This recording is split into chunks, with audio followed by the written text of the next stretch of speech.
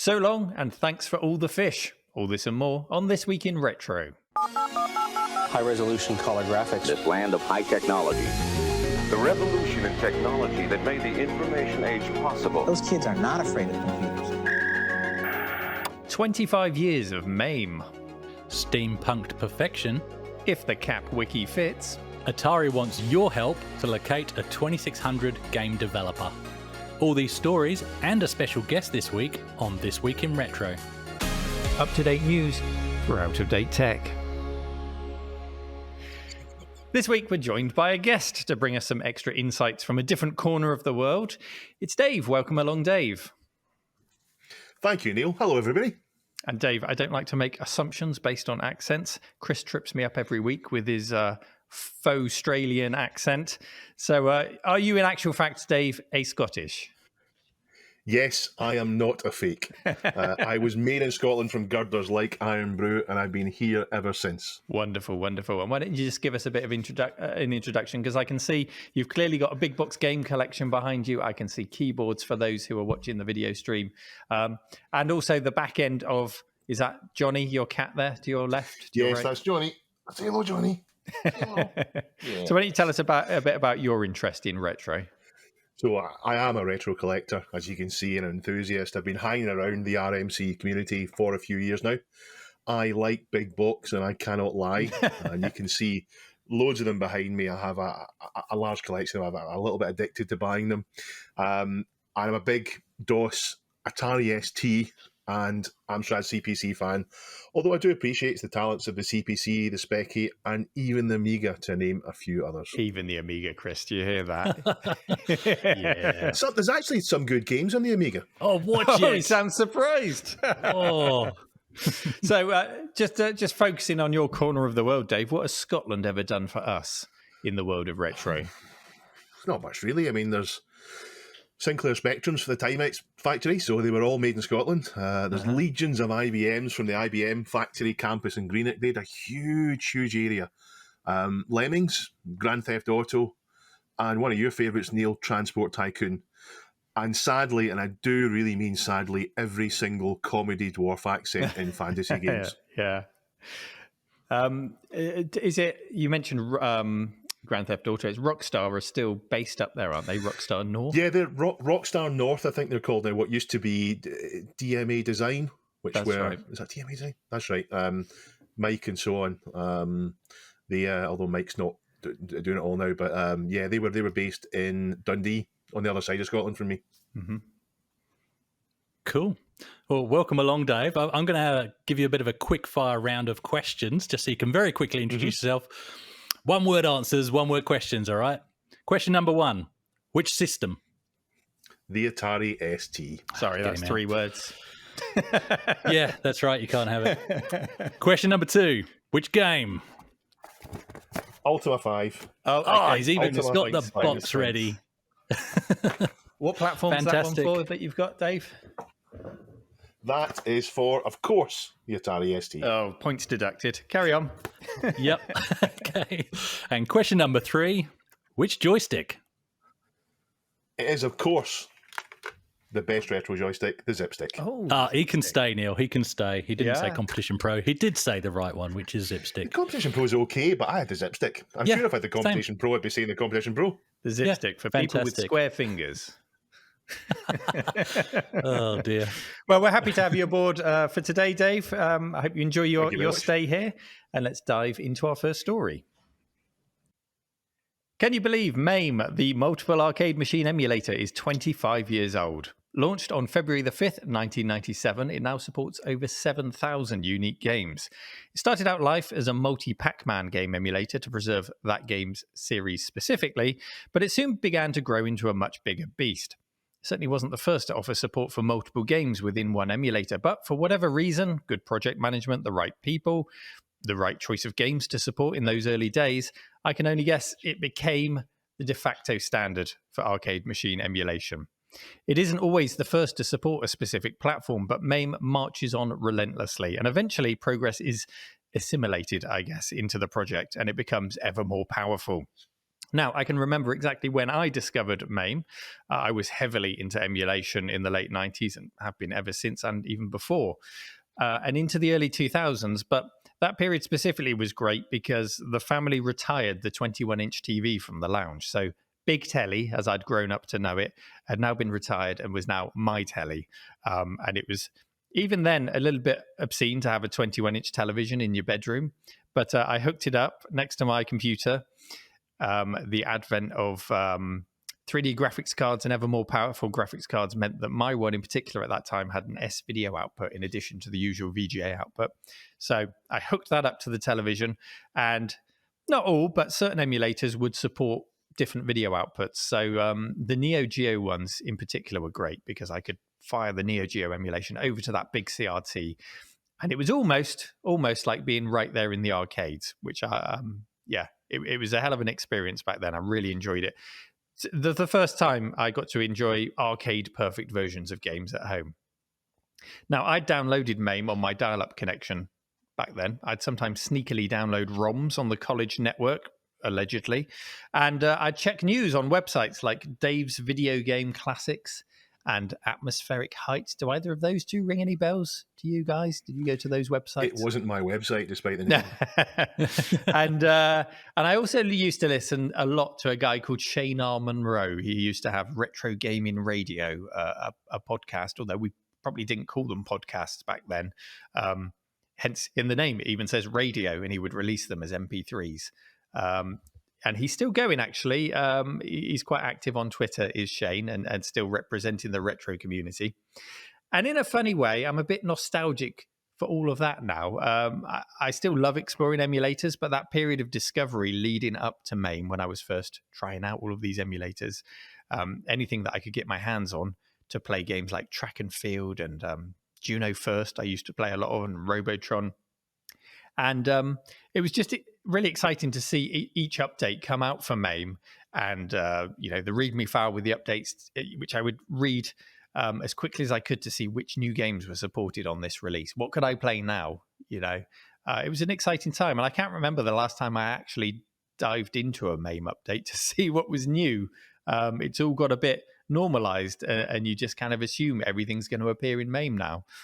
But as a measure of just how much I loved MAME, I chose to give a presentation on it in, it would have been around 1998, at a business communications lecture at college. We had to pick any topic to talk about for, I think, about half an hour. So I chose MAME, and it was met with enthusiasm by my fellow nerds. For others, they just looked at me like I was completely mad. But it went down well, and I was pleased to do my very, very small part to introduce some more people to MAME in those early days. And I've loved it ever since. How about you guys? Do you have any MAME origin stories? How did you first discover it? How are we so alike, Neil? I gave a presentation about simulation in education a couple of years back and referenced F-16 Combat Pilot, among other games. I was met with blank stares, of course. But anyway, we're talking about MAME today, not flight sims. But yeah, my only real active use of MAME was at a mate's house. So we were going around for dinner, and he'd built one of those tabletop arcades, built it himself with a PC inside running MAME. Had probably about 200 games on it. And from that day, I've had nothing but well-intended plans to build my own one. How far have I got? Well, I've installed MAME on an old laptop about 3 years ago, and I installed Launchbox Free Edition on top of that. And that's it. So I'm now planning. Plans change. This is why I don't bother doing them, because they change over time. But I've got a plan in my garage to actually build some full height arcade units, but actually build them into the wall, because with flat screens and a Pi 4 is what I'm thinking of for the brains. They don't have to encroach into the floor space of the garage as much. So that's my master plan. So they'll still look like a full height arcade. Yeah. So you're hoping to kind of get the look, but without the depth. Yeah, that's right. So you have the overhang at the top with the light, and you have the joystick hang panel. It on the wall, couldn't you? Yeah, exactly. So when you're facing it, it'll look like the real thing, but not from the side. Exactly. Yeah, safe spacing idea. It's a difficult business to get that balance right. We've seen like companies like Arcade 1UP put out machines, and if they don't look quite right to us old schoolers, it really sticks, doesn't it? It really does. Let's be Yeah, honest, though. so- Your mate that you said made a tabletop. I know he's your mate, but be Yeah. brutally honest. Was it a good tabletop, or was it a horrible DIY job? No, actually, this was really good. He's the kind of guy that didn't do things by half, so it was a really polished job.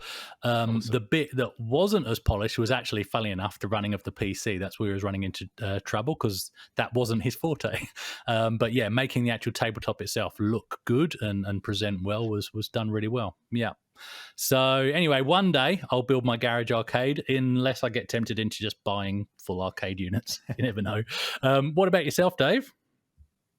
Well, I first came across MAME back in the late 90s when it was fairly new. I was chatting to a guy on a MUD, which is a multi-user dungeon. It's an online kind of text adventure role-playing game. And he was involved with a bit of software called MGE. I don't know if he was the author. It's 25 years ago, so I can't remember whether he was the author. I think he was. MGE is multi-gauntlet emulator, so probably along the same lines as the multi-Pac-Man emulator. And I played that. It's the first emulation I did that I can remember. And I played Gauntlet 2 on that. And I remember on my own computer seeing the title screen coming on and that iconic music and the thump as it comes on the screen. And that's just magic. Seeing a real arcade game playing on your computer is just, it just blew me away.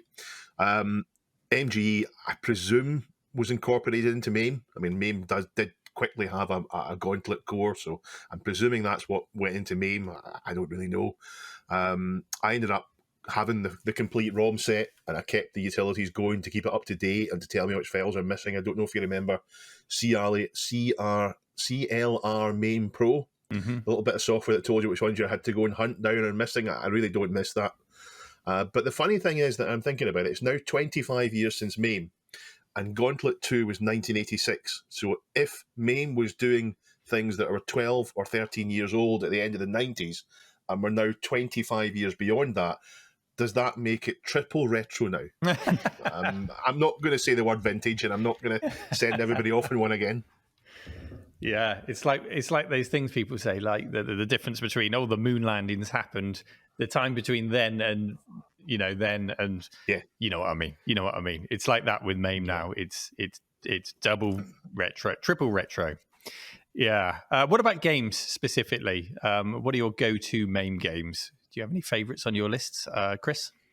Yeah, whenever I'm at a machine with, emulation that's got hundreds and hundreds of games, the first one I look for is always Outrun. I don't know why, because generally there's not a steering wheel attached. But it's the first one I go to, usually closely followed by Street Fighter 2, before checking whether or not I've got enough fire buttons. Dave? 1942, Black Tiger, the Capcom Brawlers, and Puzzle Bobble. Those are all the games I played in the arcades. 1942 is a really simple shooter, but I think it's really well done. I don't tend to like the bullet hell shooters. I think I like the simpler, earlier ones. And it always feels like my fault when I die. Black Tiger is a platforming game with mild RPG elements. And the Capcom Brawlers, I think, are always overshadowed by the Street Fighter 2 games, which I'm not that keen on. I love the Capcom Brawler. I'm sure Street Fighter is a great game, but I don't enjoy it that much. And Puzzle Bobble, I remember playing during the daytime for 2 weeks in Kavos in Greece when I was on a Club 1830 holiday, dealing with my hangovers during the daytime. I played that all day. I can instantly hear the music from Puzzle Bobble and all the sound effects. As soon as you say the name, I can hear it. It's such a great game. On Outrun, I think the steering wheel to joystick code works pretty well in MAME, to be honest. I've had a lot of fun with it. I've completed Outrun on pretty much every level on the easy dip switch setting. On the easy, that's very important. I haven't progressed much past the normal mode, but it always feels with the joystick steering that it's almost like a digital left or right. There's no real analog control, I don't think, and your understeer or oversteer is only really affected by your speed. So I think it works fine with the joystick. Personally, I quite like a blast of, is it Mille Miglia? I think that's how you say it, which is on the Neo Geo, and it's like an isometric classic car racing game. There was another game called Neo Drift Out, which was rally driving in the same style, but this is old-fashioned Ferraris and Lamborghinis and Alfa Romeos and things. Great fun. I also like the side-scrolling Capcom beat-em-ups like Dave, like Final Fight. Personally, Final Fight is my choice because I've just got very fond memories of playing it down my local video rental shop. They used to have a cabinet there. They had Final Fight, Iron Man's Super Off-Road, not Mortal Kombat, because that would have been good. Pit Fighter. And I think that was it. I think that was all the games they had there. So Final Fight was the one that I always went for out of those. Yeah, but coming back to the story, 25 years, though. 25 years is an impressive feat for MAME. It continues to be the standard for software emulators on your arcades. And when new emulators do arrive to support slightly newer systems, or encryption, for example, has to be cracked before these things can go into the systems. I know that was a big thing was it CPS2? They had to get over the encryption and the suicide cartridges and things like that. So eventually they make their way into MAME, and it's always exciting to see what will appear next. And with the job that MAME does of preserving those classic video games experiences, I can see no good reason why it wouldn't still be around in another 25 years or 100 years, really. I mean, it's open, it's adapted to pretty much every platform out there. There's no reason why it can't go on and on and on. Unless we get to the point where AI comes along and you just say, see that classic arcade game over there? Make a perfect version of it. Maybe we'll get to that one day, but until then, it's going to be MAME all the way, I think. So from all of us here, a very happy birthday to MAME. Well, guys, last week we had steamed hams, and now this week we're on to steamed Amigas, or should I say steampunked Amigas anyway. This story was shared by, well, actually, Neil, it's my turn. It was shared by me under my name 005 AGIMA. But full disclosure, I did wait to see if it got upvoted before choosing to put it in for this week, and sure enough, it did. So that's fine. It seems quite a few people did like the post, which is about a Steampunk Amiga 500 made by YouTuber Retro Gadget Man. The Amiga, once you realize that actually, yes, that is what it is under all the brass and pipework and granite, there is actually an Amiga 500 lurking in there. It's fully working and ready to go. Before I go on to describe this thing, are you guys into case modding your machines, or is stock factory mint the holy grail, or do you steampunk at all? Is that your thing you're into? I have never knowingly steampunked, Chris. Yeah, when I first saw this mod in particular, the first thing I thought was, oh, it's one of those bad dog design inventions, which I always like. But actually, it's a completely different inventor. So steampunk obviously has a lot of inventors in its midst who like to do this kind of thing. And it's mad, isn't it? I really like the level of detail that's gone into this one, right down to the, I don't know if you saw in the video, the steampunk tank mouse. I didn't even realize it was a mouse until he turned it over and you saw that the laser was there. And it looks like he started off with a pretty yellowed, pretty average, middle-of-the-road Amiga 500. Obviously, it needed some work to make it look its best if it was ever going to look good again. And while I don't think he shows us the inside, correct me if I'm wrong, I don't think he shows us the inside of the whole thing on the video. No. I imagine it's done in such a way that you could just lift the board out. I mean, the Amiga 500 is essentially a big single board computer, isn't it? So surely he can just lift it out and return it to the case. So it doesn't appear to be on the face of it a destructive mod of any kind. And it's the kind of thing I can really see being wheeled out, because you wouldn't want to carry this thing. It's that big. I can see it being wheeled out at expos. It would make a really good centerpiece, a talking point. It could probably spark some inspiration in others to try their own things. Whether that's a good thing or not, I don't know, because they might go off and destroy their own Amigas. But I think it's a good thing. I like it for that reason. How about you, Dave? I'm not really into modifying original cases unless there's a good reason. So neatly cutting out a hole at the back with a stepping drill bit to put a toss switcher or something is fine for common machines like a 520 ST or whatever. When it comes to the rare stuff like Falcons or Sam Coupés, I couldn't even bear to watch. There really is a beauty in seeing the machines as they were made to be, especially with all the peripherals together. I mean, this week I took ownership of a Commodore 1701 monitor, which is the one in the same styling as the C64 bread bin. So when you see that paired up with a bread bin and the matching disk drive, the 1541, all three together, it looks just great. So I'm not too keen on modifying or damaging that. Yeah. Yeah, no, I agree. I'm not one for case modding at all. And I have to confess, steampunk is not something I'm into at all. Steampunk, if you're not familiar with it, as RGM explains in the video, is essentially an alternate reality where modern items are aesthetically, at least, reimagined using things from the Victorian era or the 19th century. I hope I've got that right anyway, because that's just me paraphrasing. I always, so this, when I think Go on. steampunk, I always think Chaos Engine. I mean, it's a crime. If he Yes. hasn't called this Amiga the Chaos Engine, it's a crime. that would be I perfect, think wouldn't it? I think steampunk is kind of an alternative future from the past, as if we didn't go beyond brass and gears and steam from the 19th century. Yeah, that's how I'd always thought of it until I heard his description. But yeah, what do we know? We're not steampunkers. But yeah, so this steampunk Amiga, then this Amiga 500, how to describe it to those listening on the podcast? Up front and surrounded in what looks like brass pipework is the keyboard with vintage style round keys, mostly in black, with some of the extra keys blanked off in brass.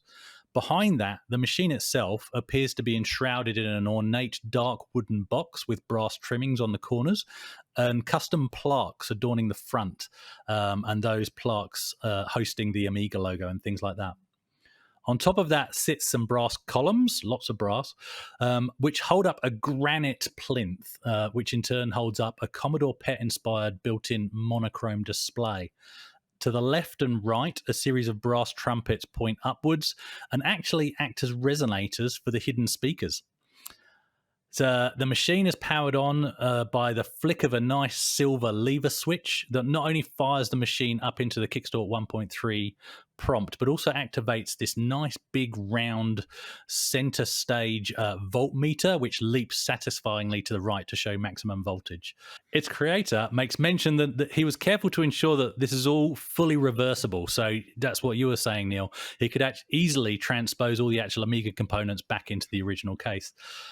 As I mentioned, steampunk isn't my thing. In fact, any form of case modding isn't really my thing at all.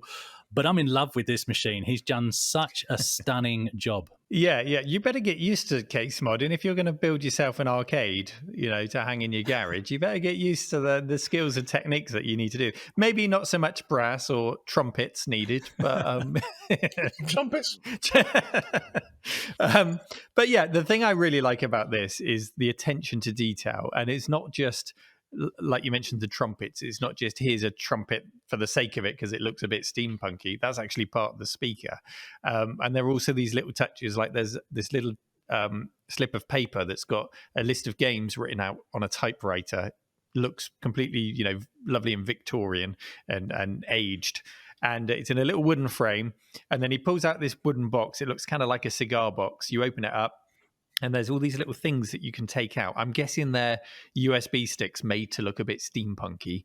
And I'm guessing that they go into a Gotek floppy drive. I think that's what happens. So you take this thing out of this lovely wooden box, put it in the side, and the game will load up. I think he's got the Gotek. Yeah, it must be a Gotek because it makes kind of floppy disk sounds when it loads. And it loads at about normal floppy disk speed. It's not accelerated in any way, which is fine. If you're going to go to all the effort of making this great big steampunk thing, you have to have the drama of the load times and everything that goes with it. There's no point trying to accelerate it, put a 68030 in this thing or anything like that. It is what it is. Just enjoy it. So it's the attention to detail that I really love about it. You mentioned the amp meter. I said about the tank mouse, which is so lovely. It's just all the trinkets around it and all the other bits and bobs. And there's a second display. You mentioned that it looked like the Commodore PET on the top, which it absolutely does. I'm sure it draws inspiration from that in that kind of, it's like a pyramid with a square top, isn't it? And then he's got this second monitor. So I think the main screen, which is tiny, is black and white. And then there's this whole second screen, which is fully steampunked up as well. It's not an afterthought at all, which he plugs in to get a nice big color screen. So it's just a monumentous thing, isn't it? It's just a lovely thing to behold. Yeah. Cool. I have to say, this actually sent me down an algorithm rabbit hole, and I came across several really nice steampunk retro computer builds, actually, including this astonishing printer setup that actually moves like an automated typewriter. And I don't mean a modern automatic typewriter, the old hammer type, and including when it was doing shift characters, the whole thing pivoting up for the uppercase, but it's doing the job of a printer. So I can't even get my head around it. You have to have a look. That's by YouTuber Herjer. Have you guys seen any other interesting steampunk builds or any theme builds for that matter? I like the steampunk aesthetic, but where it usually falls down for me is in function. So unless there's a functional reason for the steampunk part of it, then I can't really come to terms with it. So a steampunk item, which is just the normal item with some brass gears and pipes glued on, does nothing for me. This particular build, though, is pretty good by my reckoning.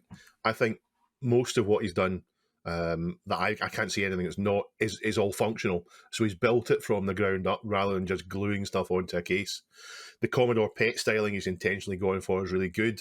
I like the power and dislikes. All of the brass plaques that I can see are tastefully done with a steampunk aesthetic, but they've got a reason to be there. I do wish the central screen was a bit bigger, and I think he should have been playing Chaos Engine, as Neil said. Two for Chaos I like the trumpets. The trumpets. Everyone loves the trumpets. On the subject of other builds that I've come across, I mentioned the Bad Dog Design one earlier. So they've done several, but the one that stands out for me is their Commodore 64 build, like a portable Commodore 64 in this beautiful mahogany case with lots of brass. And I think we talked about it on the show last year at some point with John. A real highlight for that was a joystick that came with it that's full of cogs, and it's got an auto fire, and when you switch on, all the cogs spin and it physically slaps the micro switch. You can see it through a little window as the cogs spin. It's sort of ding, ding, ding, hitting the micro switch. It's a really nice thing. So again, form and function, when they come together, that's perfect for any mod. If it's just form or it's just function, it can look nice and it can work well, but when they come together, that's when the magic really happens. Dave, not so much into steampunk by the sounds of it, so maybe he needs less steam and just more punk, maybe a graffiti styled build. If you've got a super yellow case like that A500 was, maybe some street art. Have you got any street art? And I can see you haven't got the mohawk, Dave, but what were your graffiti skills like? Trumpets. Trumpets. Just trumpets on everything. Cool. Yeah. Well, we'll of course put the links in the show notes. Even if steampunk isn't your thing, please do check out the Steampunk A500 video because it's fantastic. It's a great build, which RGM details very well, and he doesn't shy away from potential improvements either. It's certainly getting lots of attention, and I suspect Retro Gadget Man's channel is about to go full steam ahead. Here's a story that excites me this week. It was kindly submitted to our subreddit by Croak Carmen. It's a new initiative launched by Shelby over on the YouTube channel Tech Tangents, and it's all about a website called caps.wiki. The name caps as in capacitors, and it has a classic wiki look to the website. It's nice and clear to navigate and search.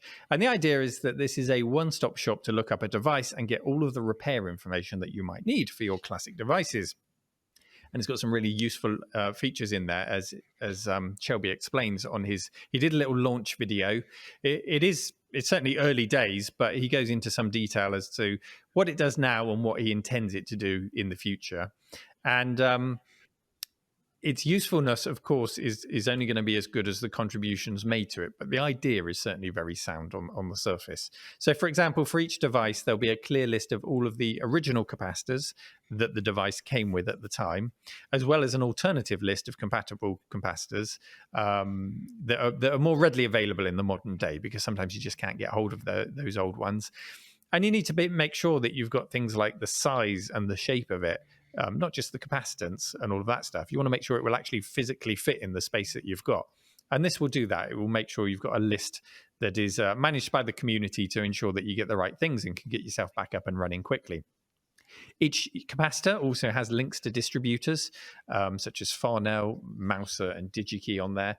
And I'm sure it won't just be capacitors. There'll be resistors. There'll be, anything and everything else that you might need to get things up and running again. It also makes allowances for devices with different revision boards and components. So, for example, the Commodore 64 and its various revisions is cited as an example in the announcement video. And there are tutorial pages, aside from just lists and lists of parts that you might need. There are some really nice tutorial pages to learn about the different types of capacitors, how to measure them, the tools that you might need, how how to use those tools, really, from the basics upwards to really get you up and running with this kind of stuff. And pretty much everything that a retro enthusiast like you are listening, I'm sure, might want to know to tackle some of the most common repairs that we need to do to keep our old kit working. So it's a good investment in your time, I think, to pick up some of this information. So it's new. Like I said, it'll only be as good as the information that goes into it. But I really do like the idea. And it's one of those ideas that makes you go, why didn't this exist before? What do you guys think? Maybe it's a cynic in me, but the very first thing I thought, and Shelby actually does address it in the video, I was reminded about an XKCD comic number 927, which says the situation is there are 14 competing standards. So let's develop one universal standard that covers everybody needs. And then the end result is situation, there are now 15 competing standards. And my worry was, is he going to create just another place for us to have to go and look for everything in there? But I've been a patron of Tech Tangents for a while, and I've chatted with Shelby a bit, and I think he's really driven it, and if anyone can make it work, he'll make it work. He's not just thrown together a wiki and said, go and add your own stuff onto it. He's done a lot more. He will do it in an intelligent way. He'll create tutorials and tools and templates and all this stuff to try and make it easier for people to update. And obviously that's going to be the difficult part. You have to get the balance between putting rules in place so that people don't just put a load of rubbish on there, but also keeping it open and inviting people and making it welcoming for people to encourage to go in and add there. So I think we're all guilty of chatting in forums and discords and whatever to help fix a problem we might come across, right up to the point where we fix it and then we perhaps don't come back and document it afterwards. So will RMC commit to updating this wiki as part of future Trash to Treasures? Will you? And will you encourage others to do the same as well, Neil? Put me on the spot. It's not a bad idea. Yeah. As you've just described, I find that I barely have enough time to edit and release videos, let alone document the process heavily beyond what you see in the video. But I'm hoping as the cave opens to the public, and that is now happening in March, we'll talk about that more maybe next week as the tickets go up. So we're nearly there at the point of opening, and I'm hoping that it might attract some volunteers to help out on that repair side of things. I'm sure Shelby's given this a lot of thought, but he's committing himself to a huge amount of work here. You mentioned that there are other places that exist. A lot of those places are forums.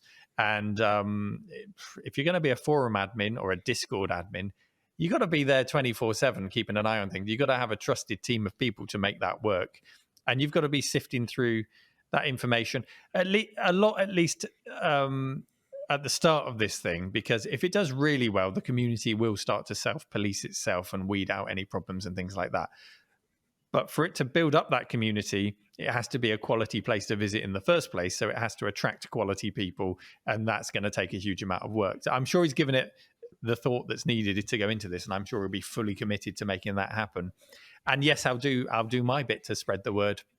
But coming back to my own personal circumstances, I'm hoping that when we get some more volunteers here to help with the repair side of things, and the museum is open and there will be a lot more maintenance needed to keep things going here, then it will be in my interest as much as the interest of helping others to get that information documented. And what better place to document it than on his website rather than on an Excel spreadsheet or a Google Doc that only I have access to. So yeah, if this thing takes off, this will be my go-to place to put all that information. I think I'll certainly contribute for sure.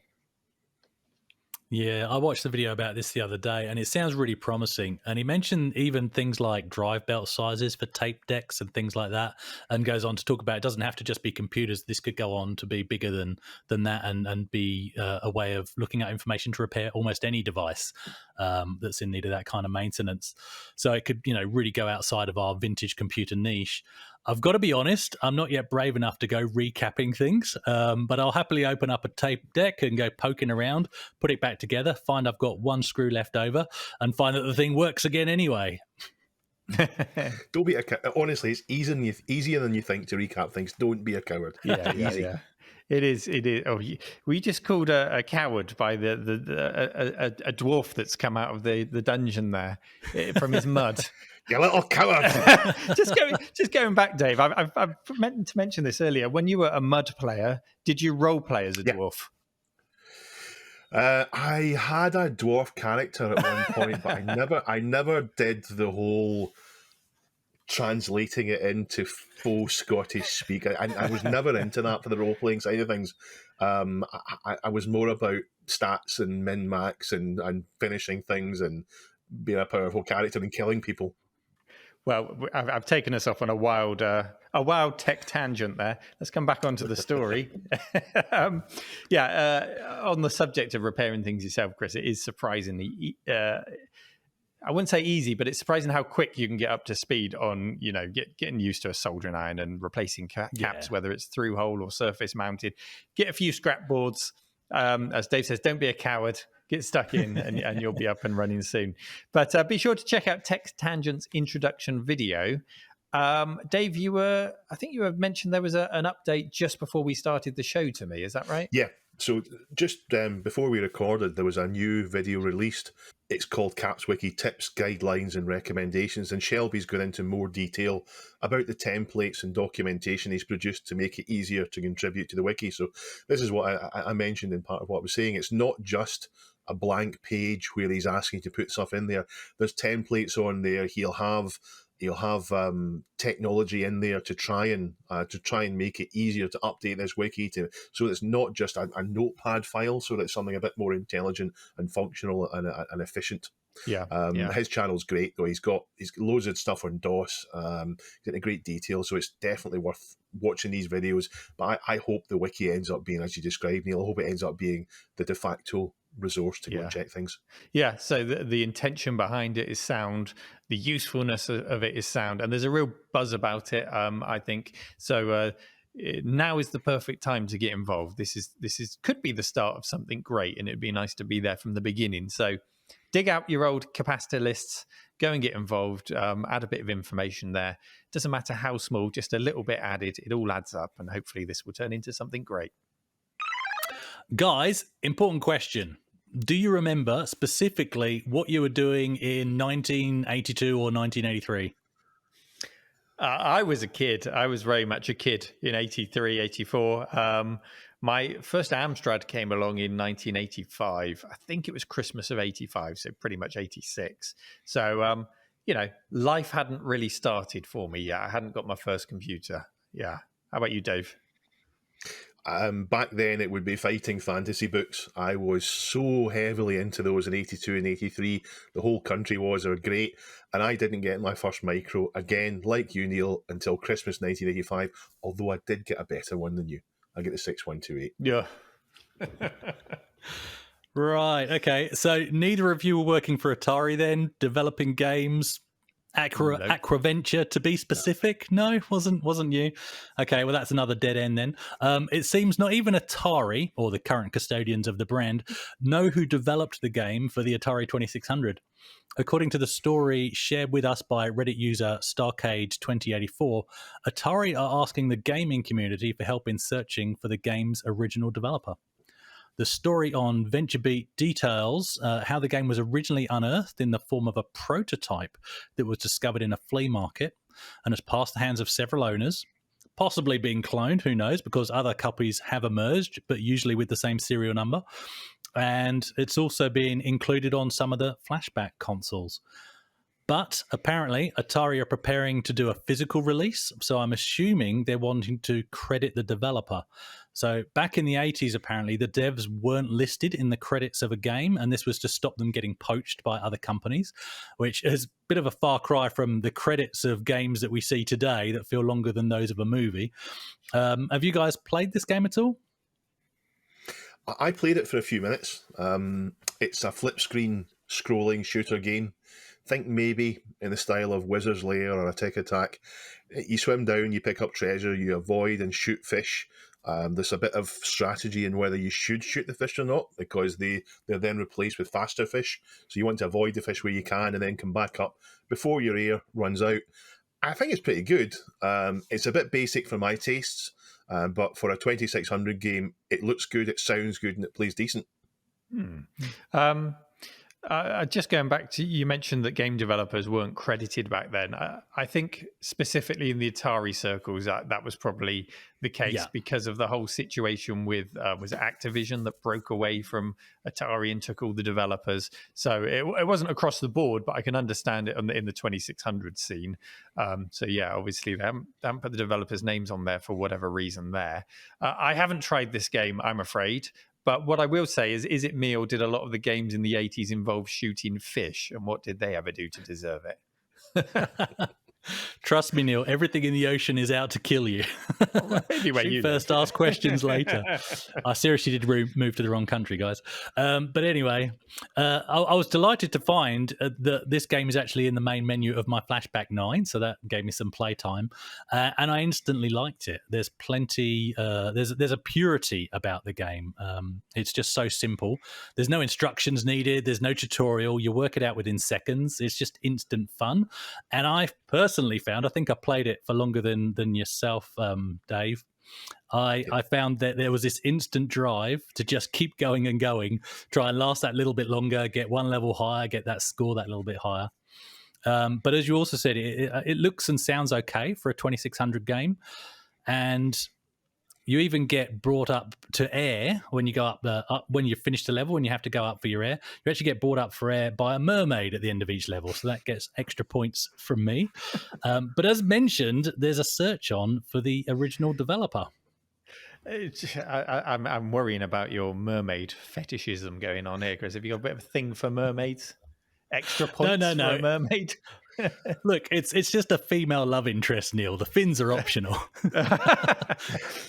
Last week you played Rick Dangerous for the first time, and you didn't speak that highly about it, but you're almost raving about this game. This one better for you than Rick Dangerous, would you say? It's weird, isn't it? Yeah, I just love the simplicity, like I said. And funnily enough, I don't know why everything at the moment is reminding me of Hero, but this does feel very similar to Hero in the way that you go down. I was hoping that as the levels progressed, it would be more than just going down further and further into a completely vertical cavern underwater, but it's not. It just appears to just go down and down and down. The higher the level, the more caverns you go down, but there's no across, as it were. There's no left and right to it. But yeah, I actually had fun. Like I said, I just love the simplicity of games like this. It's a game you can switch on and you can play it for 5 minutes, or, well, I wouldn't say 5 hours, but you could play it for an hour. Whereas games today, for instance, I went to get back into Wolfenstein: A New Order yesterday, a game I'm probably about halfway through and have been for over probably 3 or 4 years, because each time I turn it on, I've got to make a real time investment to progress. These kind of games don't require that at all. It's instant fun or it's instant boredom and you move on. So yeah, I like it. So anyway, to the listeners, if you or a friend or family member looks suspiciously like an 80s Atari developer who may or may not have worked on the game Aquaventure, let us know in the subreddit, or better yet, tell Atari they're waiting for your call.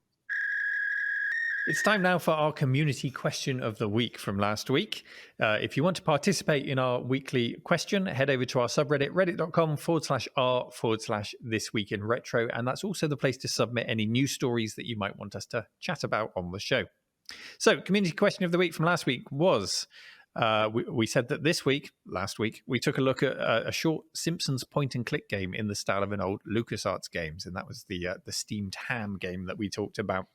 And we wanted to know, what was your favourite adventure game? This could be point-and-click, text adventure, dungeon crawler, Zelda style. If you feel like you're adventuring, it doesn't matter how it's done on the screen, it's an adventure game. So what was your favourite? What did you love about it? Did it whisk you away to a magical land, and did it totally immerse you? Tell us all about it. So, Chris, do you want to go with the top answer? Yep. So this one was posted by Shishakli, and I do apologise if I butchered your name. Likely an unpopular choice, he says, but Quest for Glory. The mixing of RPG elements in a colourful mythological fantasy setting was just the perfect combination for me. The music, Aaron's Peace Forever, and dithered EGA art were top-notch, and the adventure with multiple endings was very satisfying, as was eventually having a super overpowered character that could take anything on in the game, anything on that the game threw at you. Then, being able to carry your character over to the next game was the icing on the cake. I've never played this game myself, guys, but that idea of carrying a character over that you've built up from one game to the next, that sounds fantastic. Have you guys played this at all? No, it's one of those games that I keep meaning to sit down and play through, but I do remember the advertising very distinctly where it talked about certain RPG-like elements and stats that came with the character. I don't remember the bit about being able to carry your character over to another game, but I do remember it had a different name originally. It was called Hero or Hero's Quest. Hero's Quest. It even got published with it on the box. You can find a few copies floating around on eBay.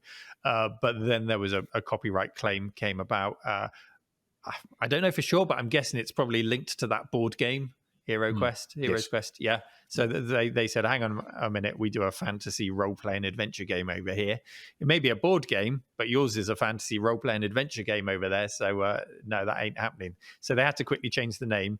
And Hero's Quest made more sense because it tied in with Police Quest and Space Quest and all of the other Quest series. So Quest for Glory, having Quest in the wrong place in the title, it almost separated it, didn't it? It made it seem like something a bit different. Almost made you a bit suspicious about it. I don't know. How do you feel about that, Dave? They can maybe called it Fantasy Quest or something like that, just so that it paired up with it.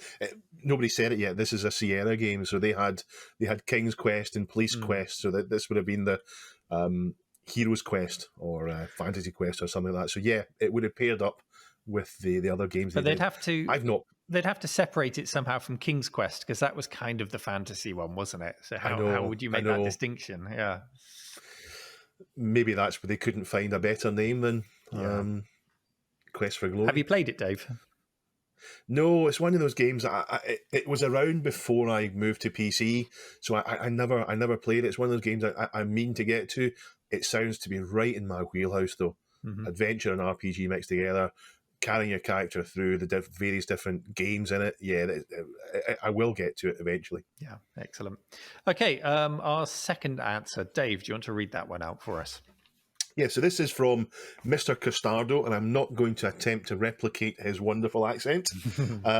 Costardo says, that has to be Day of the Tentacle. He says, I bought the talkie version together with Mitsumi single-speed CD-ROM. It was an amazing experience coming from an Atari ST just the year before. This felt like the next generation in gaming.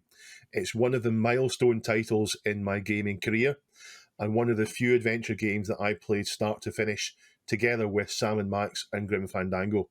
And if I remember right, this is the first time LucasArts did a fully voiced game from release. Someone will correct me if I'm wrong, I'm sure, or 10 people will correct me if I'm wrong. But I think this is the first time they fully voiced it, and I think they nailed it. We've all heard bad voice acting, and the 90s were chock full of it, particularly in the CD era with FMV. Yeah. Really bad acting from the people who made the game. Quite often would dress up and but this they really got it spot on with this. Yeah. I played it through. It was a floppy version I played through, so you just got subtitles. But I played it through again when I got hold of the voice version. I thought it's a fantastic game. They got the balance of difficulty on the puzzles bang on. This is when LucasArts were really hitting their stride. They had Monkey Island and Loom, and then Monkey Island. I think Monkey Island 2 came out before this, and this is when they're really hitting their stride, and this was a really popular game. Everybody played it. As for the remastered versions, I actually prefer the originals, but this is a great game. It's a brilliant pick from Costardo. I've not played the remastered version of Day of the Tentacle, but back in the day, it was the first CD-ROM-based adventure game that I bought when I moved to PC. So like Costardo, I'd come from Amiga to PC and I was just wowed. It was like, this is like a cartoon on my screen. 256 colors, talkie voices. I had a dual speed CD-ROM drive, so I was enjoying that a little bit quicker than Costardo. Yeah, I was just blown away by it. I think you're probably right that it was their first talkie. I know there were talkie versions of Maniac Mansion on things like the FM Towns, but they would have been third-party kind of ports. That would have been a first-party LucasArts thing. So I think this is perhaps the first one to come out of the stable, but I'd be interested if someone can correct us if that's wrong. And the voice acting was great. The characters were lovable, even Purple Tentacle you liked. And that intro was just brilliant. You could put that intro on in a high street computer shop all day long and people would go, yeah, I want one of them. Even with things like the CDI and the CD32 next to it, that were supposedly multimedia based machines. This thing would blow them all away. Yeah. Chris, do you have good memories of Day of the Tentacle? Is this where you tell us you've never played it? We're going to do a really short episode one week. The games that Chris has played. Games Chris hasn't played. You're missing out on this. It's wonderful. It really is wonderful. I'll have to give it a go. Is it on GOG? I assume it's on GOG or somewhere. I'm pretty sure it is. There must be a million ways to play it. A really nice element of it is there's three main characters. Is it Hoagie, Laverne? Who's the other one? The other one. And the other one. And you kind of switch between the characters as you're playing, so you get an element of each of their storylines. And But they interact as well, so you'll do something as one character and it'll affect what happens through time travel in the other. It's great. Yeah. No, I was discussing with Dave before we started, Neil, and a little bit about what we talked about last week. I don't know why, but point and clicks, I just skated right over them. I just went from text adventures to let's just get full into arcade action and flight sims and nothing else. You need to pour yourself a nice big cider, because I know you like your cider, and sit down, get comfortable, get into a point and click adventure game. You can save the LucasArts ones. You can save at pretty much any point. Come back to just enjoy it. That's what I need. Give it. There's no dying in it. You can't go wrong. You can't soft lock yourself. You play at your own speed. If you really get if you get stuck, just try everything on everything, and you'll eventually progress. This is like point and click adventure game support group. Well, the internet. This is the problem. It's so hard now not to get a little bit stuck and get your phone out and have a look. Whereas back in the day, you would try everything with everything, combine everything with everything, and see if it works. But it's a little bit too easy now to go and look for a solution. And this really brings us on to our third answer from Tortor6. And it's another LucasArts game, Indiana Jones and the Fate of Atlantis. I played it on my 386 with VGA graphics. Now, before that, you had Indiana Jones and the Last Crusade. And the thing about Fate of Atlantis was, A, it was a bit weird because it was never a movie. So they just went off and did whatever they wanted to do with it. But B, it was a generational step. Between the Last Crusade and the Fate of Atlantis, you could really see a step up in the music, the art, just everything. It just felt like progress. And it played well too. Yeah. Chris, should I ask? Have you played this one? Dave, how about you? I have played it. It's a great game. It's fantastic. I'm sure I heard something. Maybe I'm wrong here, but was there talk about this being the plot for an actual Indiana Jones movie? Was it a proposal? Was this a proposal for a movie first and then they made a game, or did they like the game? Someone will tell us in the comments, I'm sure. But it really is a good game. The plot's great. It feels like proper Indiana Jones. They've really got it nailed. It's a great game. You missed out on this one again. Well, it sounds a lot better than what was the fourth Indiana Jones movie? Crystal Skulls? What was it? What was the full title? Crystal Skull. Yeah. Indiana it had Jones to be better than Skull. that. Yeah, it had to be better than that. Kingdom of the Crystal Skull, was it? Kingdom? Who knows? See, we don't know because it was not worth remembering. Jump in the fridge. Yeah. So I was just trying to have a quick look to see if we could find some history on it. It says it was a sequel to Last Crusade. Most of the staff at Lucasfilm Games were occupied with other projects such as Monkey Island and The Dig. That was another fun one, The Dig. The producer had experience as a producer and writer of feature films, and it had only made 2 video games. And he wanted to create a game based on Indiana Jones and the Monkey King / Garden of Life, a rejected script. It sounds like Indiana Jones was just in a weird place back there, and they didn't really know where to take the series next with the movie. LucasArts had probably paid a lot for the license and just said, well, we're going to make something. We're going to get our money's worth. So here it is. And Indiana Jones has always adapted so well to video games. You could essentially say that Tomb Raider is a complete rip-off of Indiana Jones.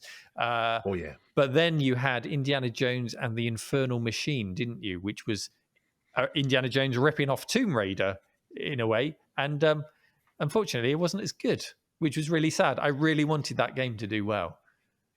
But it was out Tomb Raidered. So thank you, everyone, for contributing to our community question of the week. And we've got another question for you this week. So our community question for this week, and once again, if you'd like to contribute, reddit.com/r/thisweekinretro. Look for the pinned question of the week. And this week, it is all about MAME memories. What was your first experience of MAME? What were your favorite memories of MAME? Just anything at all really to do with MAME. Tell us all about it. Tell us why it's special to you. Have you built a cabinet of your own? Can you give Chris any tips on his MAME cabinet? How did that work out for you? It's all about MAME. Just tell us anything. Favorite games, favorite experiences. We'll flesh out the question a bit more in the pinned post. So go and have a read and let us know your answers. And I must say, before we end the show today, Dave, thank you so much for joining us. I hope our listeners have enjoyed your input today. And if so, we'll have to get occasional guests once in a while to give us stories from their corner of the world. So thank you for listening. As always, it's goodbye from me. Goodbye from me. It's goodbye from him. It's goodbye from me. Thank you very much for having me on. It's been thoroughly painless. Thanks, Dave. That's been a lot of fun. This Week in Retro was presented by Neil Thomas from RMC The Cave and Chris Winter from 005 AGIMA. It was produced by me, Duncan Styles. The podcast version of the show is available through your favourite podcaster, including Apple Podcast and Spotify. And the video version is available on the This Week in Retro YouTube channel. Join our community subreddit at r/thisweekinretro to suggest and vote on the stories we cover on the show. If you watch This Week in Retro on YouTube, please give us a like and subscribe to help us reach new viewers. If you enjoy our show and would like to support it, then please check out the link to our Patreon page in the show notes or description. Thank you for listening, and we'll see you next time for more up-to-date news for out-of-date tech.